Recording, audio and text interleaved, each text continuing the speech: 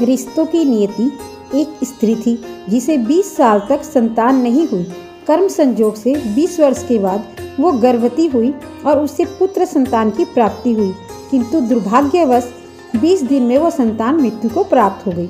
वो स्त्री हद से ज़्यादा रोई और उस मृत बच्चे का शव लेकर एक सिद्ध महात्मा के पास गई। महात्मा से रो रो कर कहने लगी, मुझे मेरा बच्चा बस एक बार जीवित करके दीजिए, मात्र एक बार।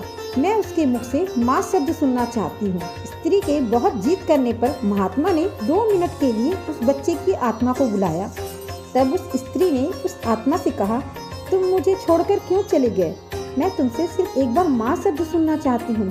उस आत्मा ने कहा, कौन माँ? कैसी माँ? मैं तो तुमसे कर्मों का हिसाब किताब करने आया था। स्त्री ने पूछा, कैसा हिसाब किताब? आत्मा ने कहा, पिछले जन्म में तुम मेरी सौतेन थी, मेरे आंखों के सामने मेरे पति को ले गई। मैं बहुत रोई, तुमसे अपना पति मांगा पर तुमने एक न सुनी। तब मैं रो रही थी और आज तुम रो रही हो।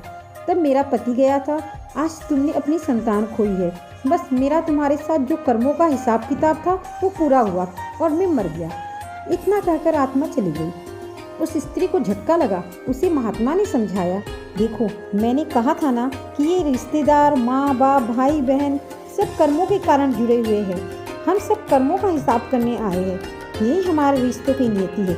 इसलिए बस अच्छे कर्म करो ताकि हमें बाद में भुगतना ना पड़े। वो स्त्री समझ गई और अपने घर लौट आई। अतः हमें हमेशा अच्छे कर्म करने चाहिए।